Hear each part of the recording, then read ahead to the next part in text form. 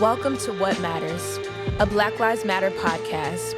I'm your host, Ariel Robinson, and I'm joined by Dejanay Parker, Joshua Joseph, and Dr. Xavier Buck. We are here as a part of the BLM community, ready to talk about the upcoming election and why this moment is ours to claim. With just days until Election Day, early voting is already underway. And look, we know a lot of us are feeling worn down by the system, wondering if our votes even make a difference. But let's be real. The powers that be want us to think like that. They want us to stay out of the game. That's exactly why we're here today. To remind you that your vote is not just a right, it's a tool to fight back. This isn't just about checking a box. It's about knowing how much power you have and how we can use it to shape our world. So let's dive in. Let's talk about the local elections happening where you live, because truth is, that's where real change is born. It's not just about the president. It's about the city council members, the school boards, and the measures that will impact our day-to-day lives. Head over to blacklivesmatter.com. We've got a tool where you can put in your address and see exactly what's on your ballot. Local candidates, ballot measures, propositions, all of it. Don't let Election Day be the first time you're seeing what's at stake. Now let's get into the episode.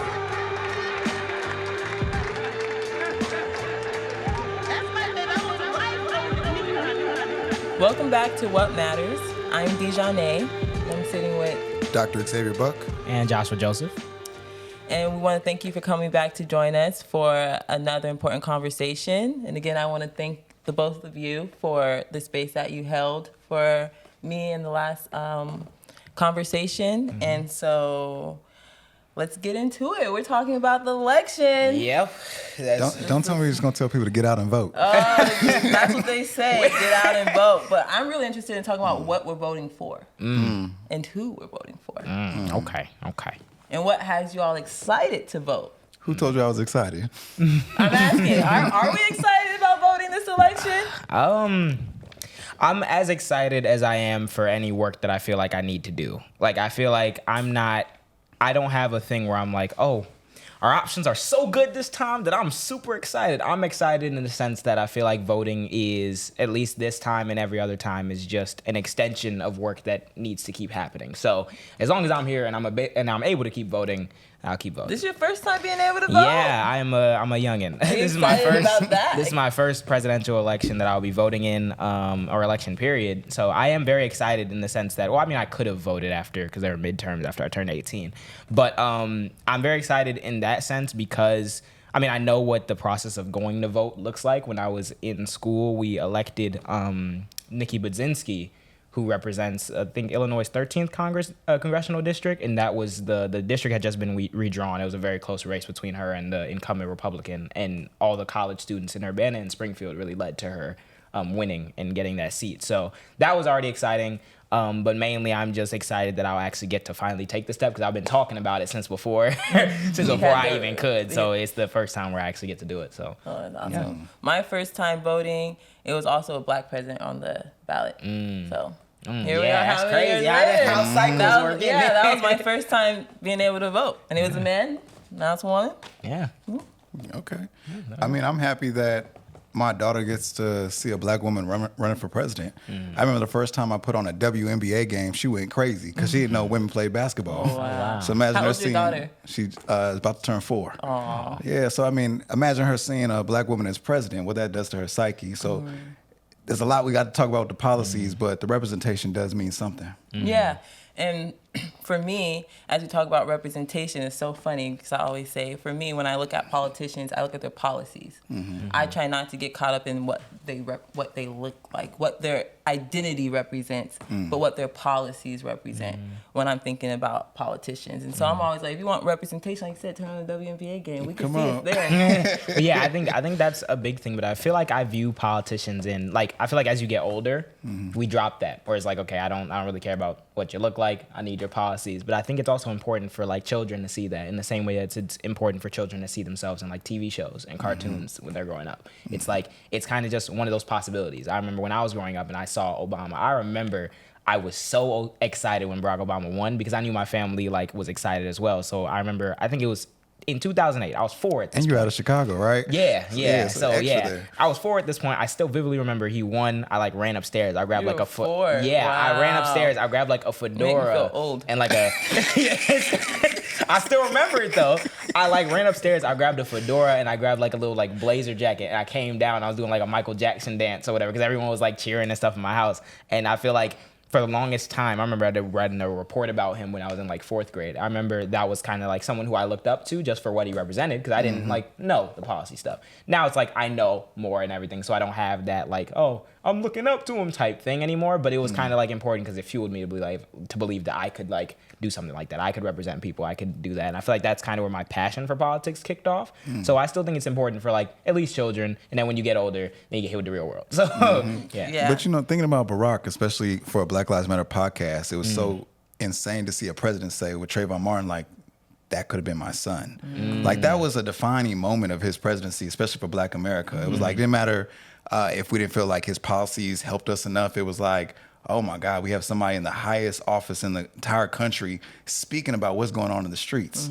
That was a really powerful moment. And so I'm wondering with Kamala Harris running for presidency, will that moment happen? Like when Sonia Massey was killed, was there that moment like this could have been me too? And that's one of the things that has me excited because we saw what the political like establishment and what the climate was immediately after Obama's victory and throughout that time where like with time we were able to be like, okay, we feel like some stuff's letting us down. We feel like the message is getting diluted and everything. And then it kind of fueled the next era of like Republican domination when people felt disillusioned and then we got Trump. So I'm wondering if, especially with the younger generation coming in now, if that same thing will happen after a Kamala victory and a Kamala presidency, or will we be able to stop that? Will we be able to chart a different path forward officially after a Kamala victory and not repeat the same cycle? Maybe we get another Trump. It's a very it's an inflection point in time where I feel like, will we get the same post-Obama era, or will we get a different one this time? And what does the voter bases look like? That's the one thing that does excite me, mainly the future. Yeah.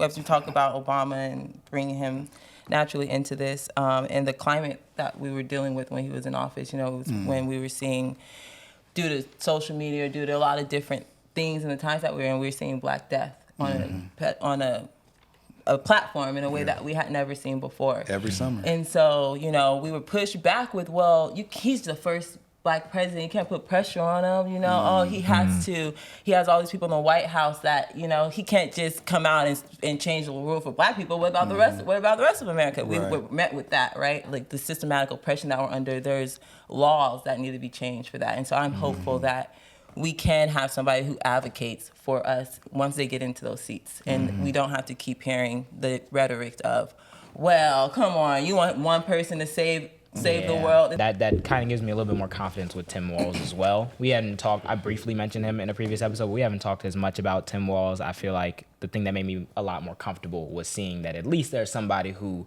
I know he kind of played the game that I kind of see in my mind when I think about like if I ever were to run for office, where like he was a moderate for a long time. Hold on, you announcing you running for office? I'm not. I don't know yet. We will figure out. But I think like he did this thing where he was like a moderate. He didn't really like come out and say a whole bunch. And then when he got that governorship, he put pen to paper and he got past a lot of things that a lot of people throughout the country where most Americans agree with and they wanted, but they didn't think it could be done, or they didn't think on a national level it could happen. And he was that governor, even in the midst of the riots. Even Trump was like commending him for how he handled it, because he like took an approach where he's like, I'm not just gonna send in everybody and like National Guard. Yeah, National Guard, and go over authoritarian. It's like there's reasons why these things happen, and we're trying to deal with it as best as possible. And now it's become politically expedient later for them to be like, he was a butcher and he let the city burn, even though that's completely antithetical to any proof that's available. So he was the only person that let anything burn was Trump on January 6th. Exactly. When they broke through the Capitol and threatened our democracy. So we can see like all that stuff, and that I feel like that pick at least gives me a little bit more hope for the future as well.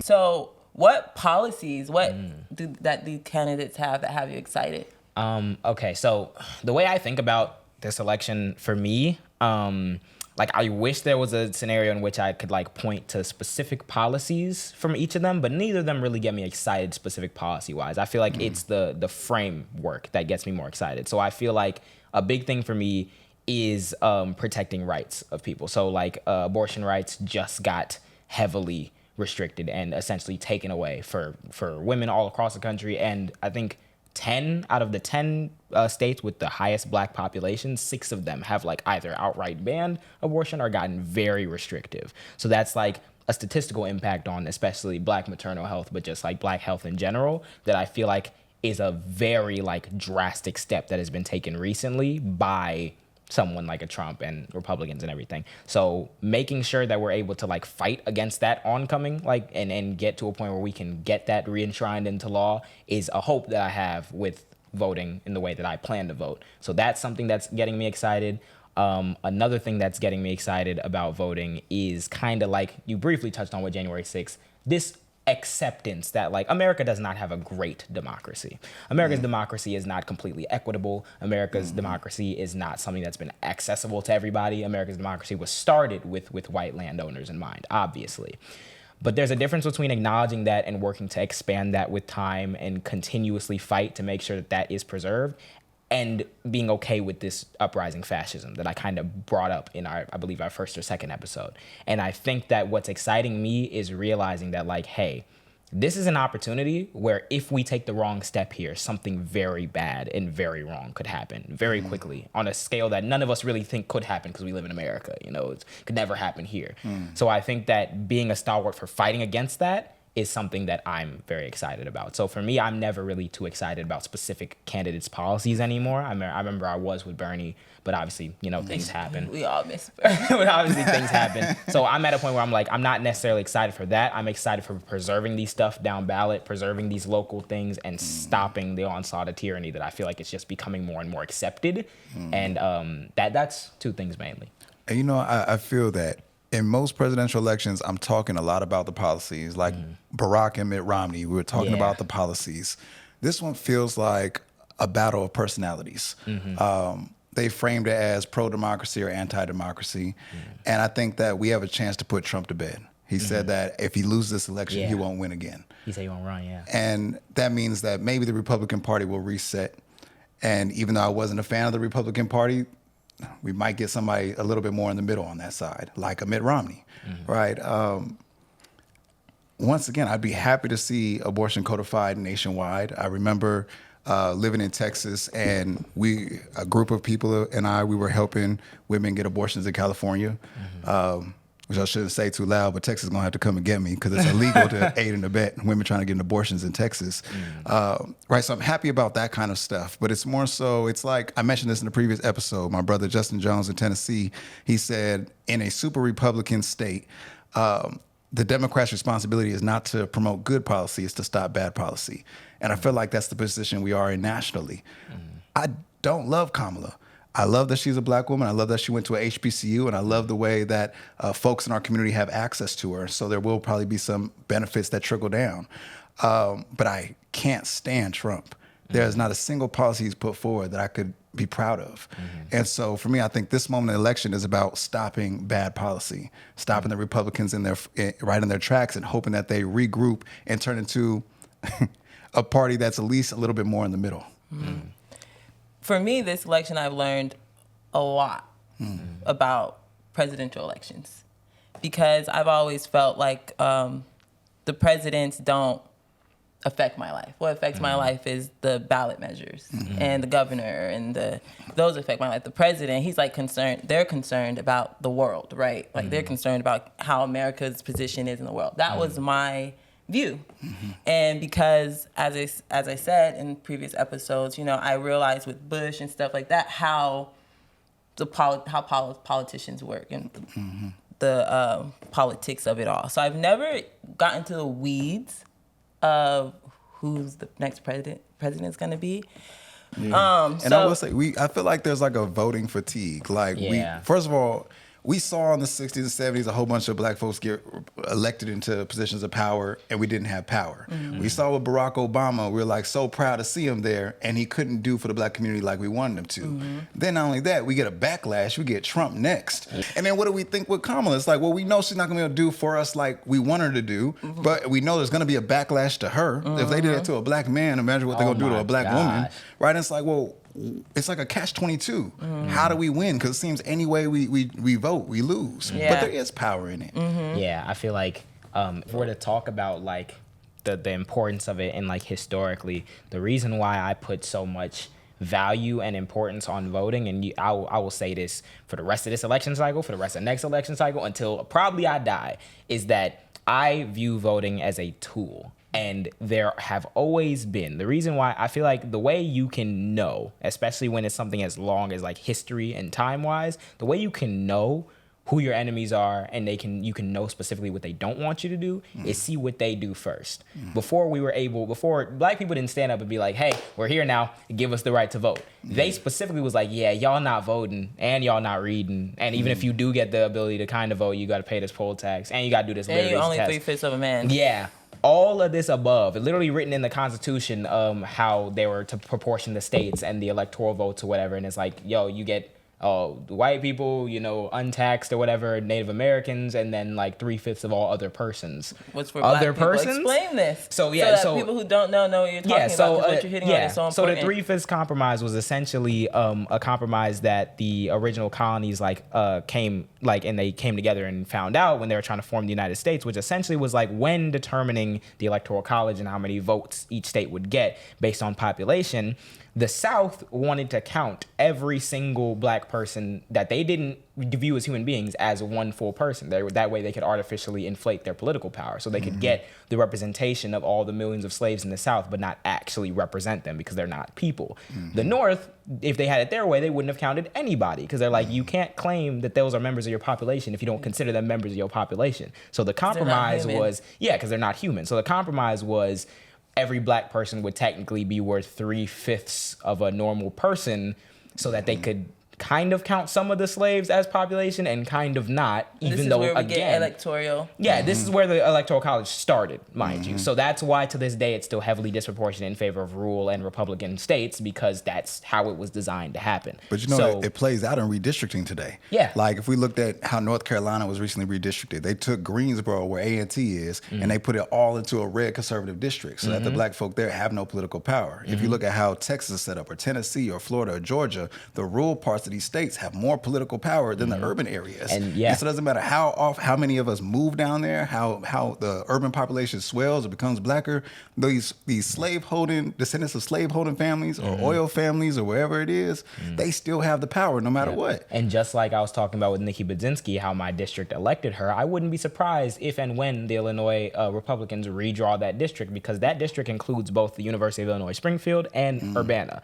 And those are, first of all, the population. I'm telling you right now, if Nikki Budzinski does not get reelected, it's going to be because they redrew the district because all of the college students came out and they were like, especially during the midterms, when they were like, it's supposed to be a red wave. We was like, nah, we're not letting that happen. And she won because of that. It uses usually red district. When they redraw it, you're going to see that stuff happen. So like when we're talking about what our enemies want us to do, they've been able since the dawn of this country to be like, this voting thing, as much as a lot of us get like, we get fatigued and we get cynical and we like, it's really not going to change nothing. Our voice doesn't matter. Our vote doesn't matter. They're telling you it matters every single time they sit in back rooms and think for hours and days about how I'm going to draw this district up. How are we going to write this clause to make sure they kind of count as people, but not really because we want the voting and the property. They're literally scheming and plotting all the time to find out a way to take that power away from you. So that's why I say you take that power back. And that's why I get so upset about the Just Vote movement because it's always about the presidency. It's never about the presidency is the thing. It's not. But we have to know our enemy, right? Exactly. We're talking about local officials, talking about state officials, talking about the federal officials. It's like we have to know our enemy and get their game plan because we need a strategy of our own. I've never heard the Democrats come out and say, this is our strategy for what it matters in your local election. People don't like you to talk bad about Kamala. She was a prosecutor. She was a district attorney. She was our attorney general in California. She was somebody who, you can call her progressive, whatever you want to say. I think the biggest thing that stood out for me in her career was that she did not support statewide police body camera mandate, right? So as somebody, that's scary, right? And that's the only thing that saved Sonia Massey, and the reason we know her, it didn't save her, but the reason we know her story. And so to know that was a blunder in her career, my expectation we need nationwide police body cameras, right? Anything that was a problem in her career, I think we should bring back up and say, well, what changed in your thinking or what's changed because you have a lot more constituents now, and how can we implement policies that counteract what you did in the past that we might not agree with? I was gonna say, like, I want this to be a very like pertinent part of the conversation, because this is existing in the framework of, okay, we did the work, we mobilized, she won, she's in the White House. Now what? And I feel like a lot of people who are supporting Kamala right now are not really about the now what after the fact. And I feel like my main thing is, yes, I want to see a shift in how we talk about policing. And I want to actually feel the gravity of you being a black woman in the White House, acknowledging your past as a prosecutor and letting that transition your positions on police and how that is held accountable nationwide, statewide, or whatever, and what your rhetoric and your policy proposals for that. I need to see that from her. I would also love to see a re-up on some sort of healthcare plan, because we've been in this, we had Obamacare and Republicans try to kill Obamacare, and they not coming to help with any sort of healthcare, anything. So we need to have a frank discussion about that. I already know my position on universal healthcare. We're not getting that, but I need us to actually start reinventing and thinking of ways to tackle that. And then I just want to see overall just a more candid and honest approach to politics. I feel like one of the most refreshing things for Kamala, for a lot of people so far, has been that, like, she was on the Oprah show and she was talking about, like, oh, I'm a gun owner too. Like, if you break in my house, you getting shot. And I know her staffers back there was like, you're not supposed to, but she was like at a certain point, like, there's certain aspects of these people where it's like, you gotta be. I want to see her gun license. We can't, feel like we can't get one. We can't get guns. Yeah, but like even then, it's still like acknowledging that, like, if Kamala wasn't Kamala or whatever, you still know it still applies to, like, her, obviously, how they treat, like, black people with guns. But I think that, like, I know she got to say a lot to get elected, but I wish we would put the guns down and stop this war in Gaza. I think it's one of the, like, the rightward pivots or whatever that they'll do to, like, try to appeal nationally, because the right wing attack is, oh, they gonna take your guns away, so her saying, oh, I'm a gun owner, which your vice president already got that covered, you don't really need to play into that. But even if that is the case, and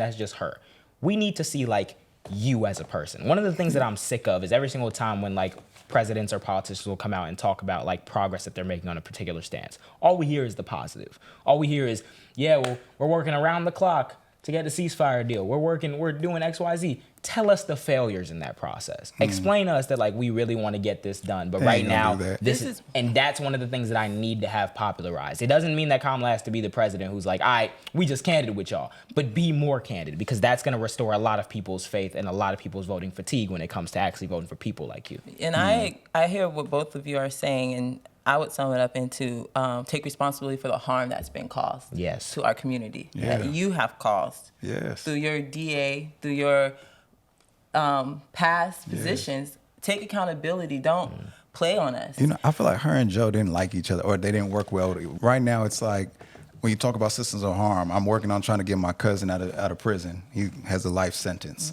And clearly did not commit the crime. The person who gave her testimony, she changed her story 6 times. And because it didn't agree to a plea deal, right, they put him behind bars. And when you look up his case file, we read the transcripts, of course, there's Attorney General Kamala Harris. And no, she isn't responsible personally for putting him behind bars, but she did shape criminal justice in California for over a decade, right? And all the positions that she had. And so it's like, well, what does it mean to be a progressive prosecutor? Or a prosecutor? You know what I mean? So how does that shape how you think? And you're hitting on something, because I was having a conversation with my mom, and we were talking about Kamala. And my mom was like, man, I just can't get over that when she was the DA, that's when your one of our family members kept going in and out of prison for petty theft. Going half of my childhood. And my mom was like, and so I'm just like, when she was DA, there was a lot of harm, a lot of petty thefts and little small crimes that really destroyed the black family. If you look at her Back on Track program, and it's celebrated as a good thing, especially in this presidential election, because it told folks, if you agree to a plea deal, if you say you're guilty, even if you're not, right, you can go through some program to get that felony wiped off your record. But why would you ever plead guilty? When you go to jail, that causes harm. You lose your house, you lose your job, you lost everything. Come on. And I want to be like candid about, like, her, because I feel like this is one of those things. It's kind of like the Obama situation, in the same sense that Kamala was Attorney General for however many years. It's kind of like you're stepping into a burning building, and it's like it wasn't doused by the time she came out.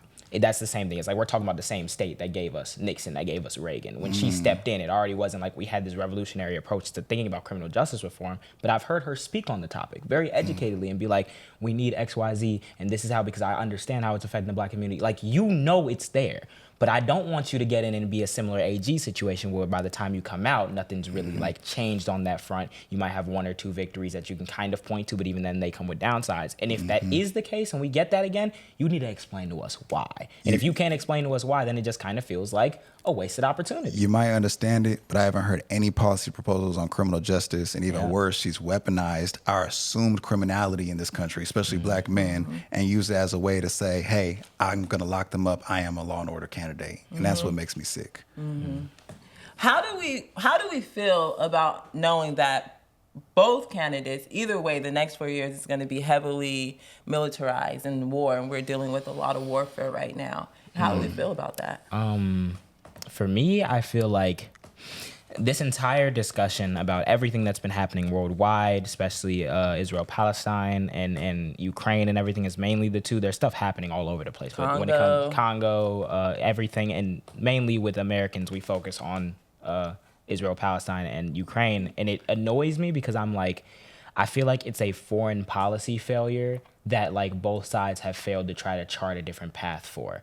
I feel like we were discussing briefly about like how both Kamala and Trump are pro-Israel. And it's like, find a politician who isn't, or a presidential candidate or a president at any point in the last however many years that hasn't been. And it's like, I feel like that trend right there speaks to a foreign policy like disaster on behalf of the American government. And it's kind of like not individualized to any one candidate. It's like no matter who you're electing in our climate since the 40s, since the 30s or whatever, you're going to have that stance. And I feel like it's time for us to actually start frankly analyzing our position in the world when it comes to war, when it comes to that conflict in particular, and starting to err more on the side of like human rights. Will we get that? No.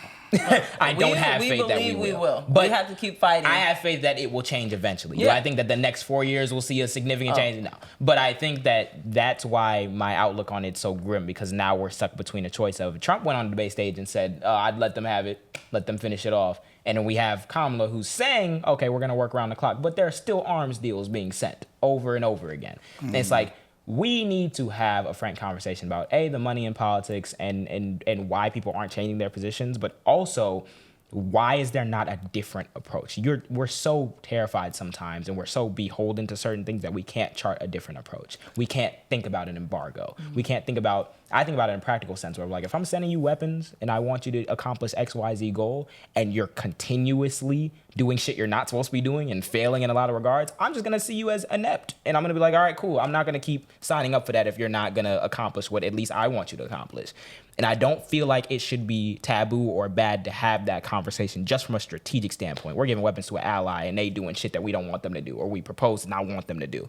Then act like it. That's my thing. And I feel like we will have more hope for that if we get people, if we popularize that ideas. Because when we talk about voting down ballot, I've talked to Ruha Roman, who's a Palestinian American representative from Georgia.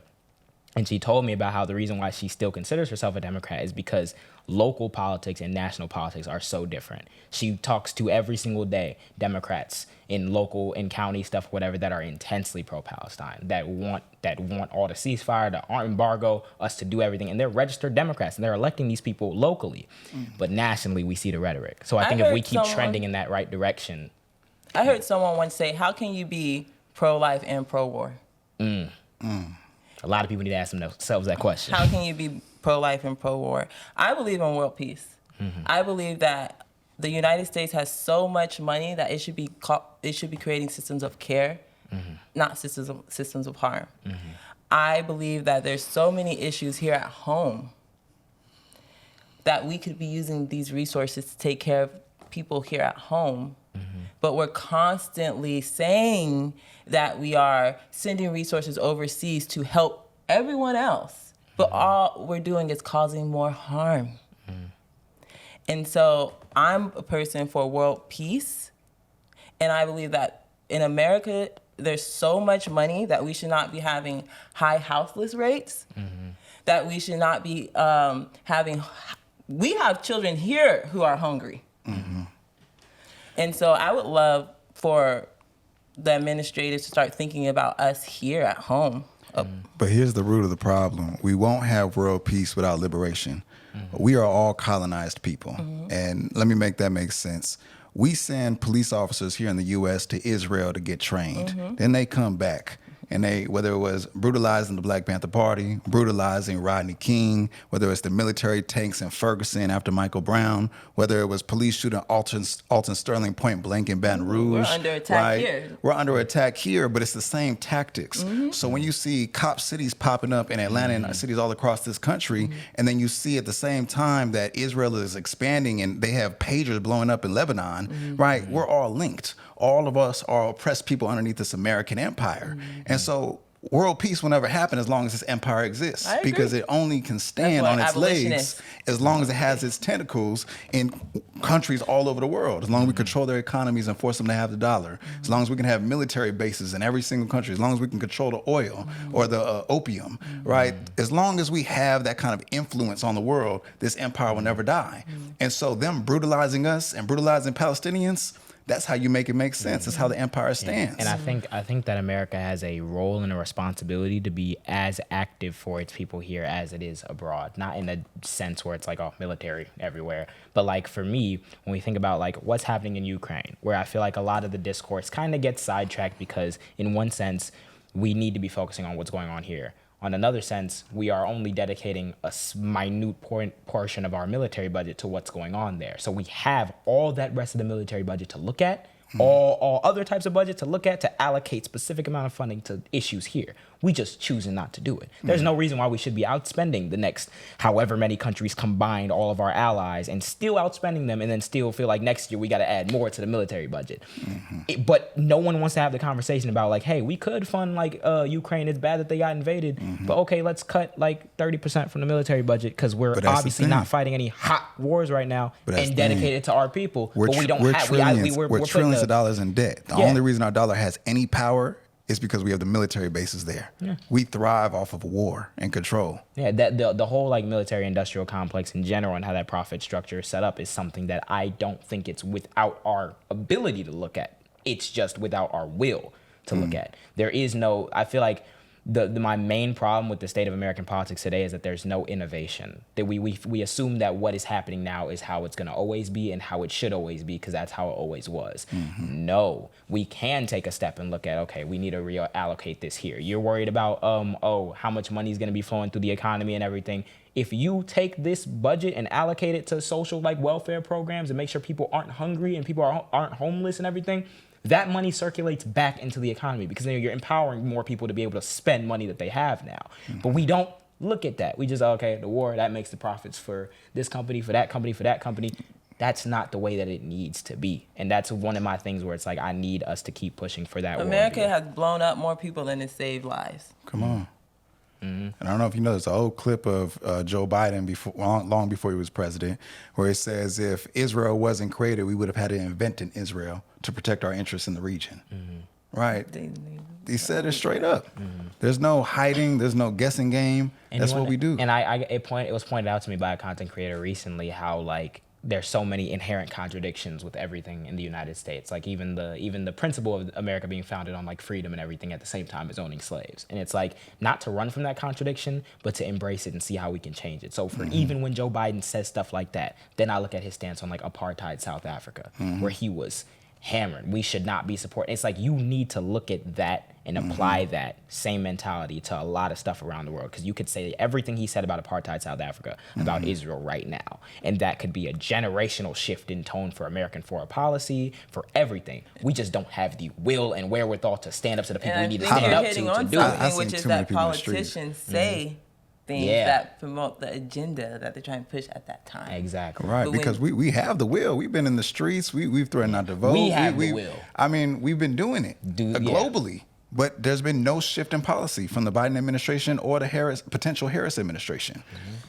or Trump's administration. So here's what I think. I think about voting as like a calculus game. We talked about how we can like see another black person on the street, just give like a head nod. We kind of know We have that like familiarity, and we have that community in a lot of stuff with our culture, but it's not when it comes to like utilizing our power as a political bloc. And I think that the way you get that unity is that we need to have these conversations. Every single time we have to like vote for something to like defend our rights or anything, we should be weighing that calculus. Like, okay, what's pros and cons of voting for Trump? What's pros and cons of voting for Kamala? What's pros and cons in preserving that framework and voting down ballot for X, Y, Z? Yeah. All that, and I would think we need to have those conversations and weigh it. The reason why I don't see it as acceptable for us to take our hands off is because America and its voting system has never represented black people. And at a certain point, we were property, and now we're sitting in a studio talking about these issues. Something happened. And I feel like that change is something that we always need to keep, because we don't think about that. We are here, and one point, we get our one life, and that's it. A lot of people have gotten us to this point. And obviously we're not like, oh, well, we absolutely have to vote. We have no choice because the people that got us to this point. But we have to stop sometimes and be like, okay, there was at one point we were here, now we're here.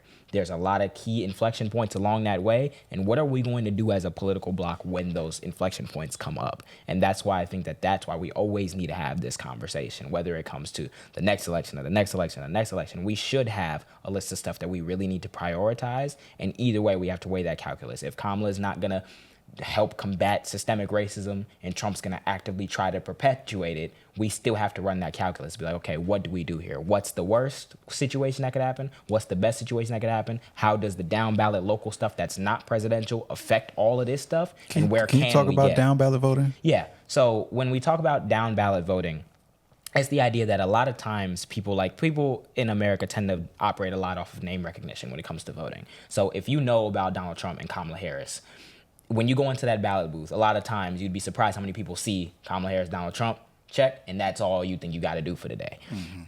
You got to read down that ballot. You got to find some database. You got to Google who's running in your district. There are a lot of areas, if you just Google like who's running, there will be links that'll pop up that'll have you put in your zip code. In Google, you can say your state ballot measures. Yep.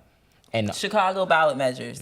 Something's going to come up. I put in California ballot measures, got the list of all 10 ballot measures that we it's so important, more important than the presidential election. Yeah, and do your due diligence of who's running. Or the president. Yeah, and do your due diligence in figuring out who's running locally. If you're looking at that ballot and you see a bunch of names you don't recognize, and that means that weeks and months prior you didn't do your job when it comes to looking at these names, seeing what policy they represent. A lot of judges are elected. And a lot of judges in different counties or whatever don't even run under any party. They have like, unaffiliated. But then you look them up and it's like, this is your record on certain stuff. This is your position on certain stuff. Okay, let me not vote for that. A lot of judges run uncontested.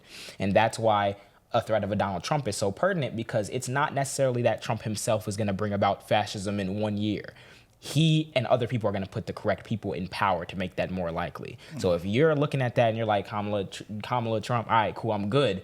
And you don't see that judge that was in the pocket of all these corporations that was ruling particular ways depending on the stance, and then they get in there, makes it infinitely more likely that they could strip your rights away through a ruling you can't even read about because it's in some press release somewhere. So down ballot voting is essentially being able to recognize who's running around you, what ballot measures are up, and being able to know that and carry that with you into the voting booth. So your job never ends at the first two options, president, vice president. You have to know everything because that's how they get you. You might think, oh yeah, I did my job, Kamala president, but how come my city council is Republican and we ain't getting no, and they took away the free lunch? It must be Kamala's fault. It's not Kamala's fault. It's not. It is somebody else that you didn't even realize because of name recognition. So just being able to find that, and I feel like this election has been like on behalf of a lot of organizations that have been trying to get that information out there a lot more this time. And can I mention that in California, we have Proposition 6. We could take involuntary servitude, an amendment to our Constitution, take it out of the Constitution, which means ending slavery in our prison system. Yeah, it's Proposition 6 to limit the force of prison labor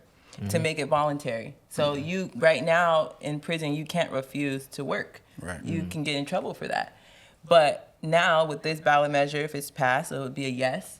on Proposition 6 if you're in California, and then they could choose whether or not if they want to work. And it also matters about who you put in positions of power along with that, because say that gets voted on and it's gone now, and there's still like coercion in these prisons where they're still trying to get people to do it.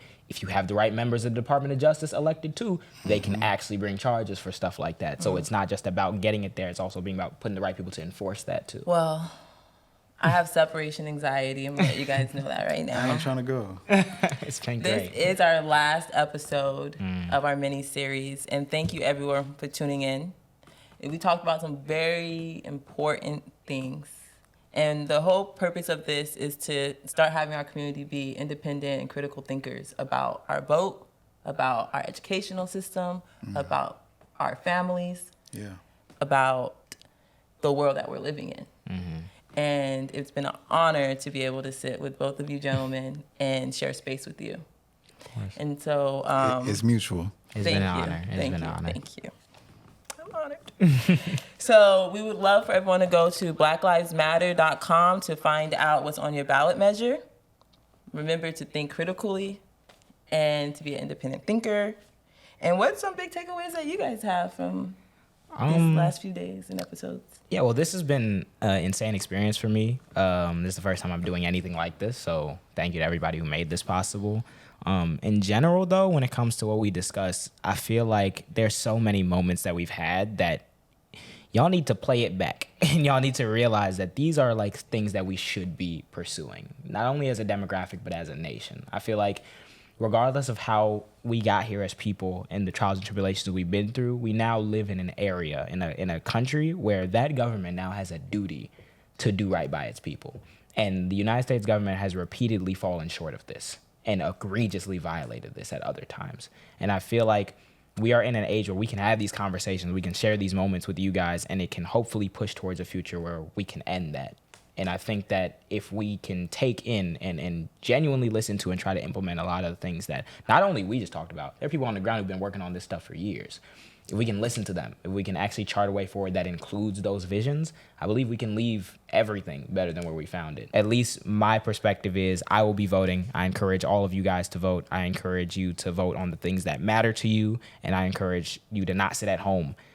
Because this is a big opportunity that we have, not just because it's a presidential election, but because if that's what galvanizes you to get out, it can get you to take a time to look at what else is there too. And there's so many things that are there that will affect your day-to-day life, regardless of whether or not, no matter who wins. So please utilize this opportunity and go do what you got to do. And I think we as people always got to do what we got to do. That's what we always been doing. So, yeah. Yeah, I mean, since you gave a message to the audience, I want to give a message to the elected officials. Give our vote purpose. Absolutely. When the Black Panther Party was operating in Oakland, they had an all-white city council, a white mayor, and an all-white bureaucracy, and the city was about half black. So when the Black Panther Party was giving out free breakfast or giving out free healthcare services or with all these 65 survival programs that they had, they were also giving folks political education and galvanizing them around the idea of we should never be hungry again. We should never be sick again, right? We should never be locked up in prisons again. We should never deal with police brutality again. And that's how they broke up the white political machine. They garnered, when Bobby Seale, co-founder of the party, and Elaine Brown, the only woman to run the party, when they ran for mayor and councilwoman, they garnered 30% of the vote. They didn't win, but they realized they had woke up an entire new voting block of black voters who had never voted before, coming straight out the Jim Crow South, right? And realized their vote actually had a purpose. And so the next election, they ran a more palatable candidate, this light-skinned black man who was a judge. But the Panthers ran his campaign in 1977. Lionel Wilson becomes the first black mayor of Oakland, right? They gave folks in Oakland a purpose to their vote. And that's not where it ended. Elaine Brown's vision was actually then to take over the port of Oakland so the Panthers could control all the imports and exports in the Bay Area, one of the largest ports in the entire United States. That was a vision that went unrealized, but it was a blueprint that the Panthers left us. And so I would say we're not starting from scratch. I would encourage folks to look up a lot more about the Black Panther Party and about the autobiographies that have been left to us, and to start getting to work about giving our vote purpose. It's not just, doesn't end at this presidential election. We have a lot more work to do. I love that. You say our vote has purpose, and the elected officials need to give our vote purpose. That part. Of course. Thank you for watching, listening to, tuning in. to what matters. You matter, we matter, y'all matter. Hey. You matter as well, of course. Don't forget yourself. I matter. Black Lives Matter. Black Lives Matter. As we close out this series, we want to remind you how critical it is to show up for this election. Throughout the episodes, we've talked about the power of self-determination, about taking control of our future and shaping it for ourselves and by ourselves. But voting is just a start. After we cast our ballots, we've got to stay in the community, stay connected, and keep building the world we want. We have discussed so many models, but let's make it happen. Come join us. Let's keep these conversations going. Let's keep pushing forward. Head over to blacklivesmatter.com to get prepped and informed. We see you, we love you, and we're right here with you in this fight.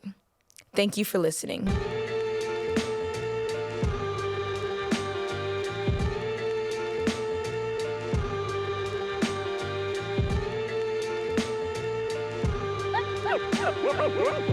Lights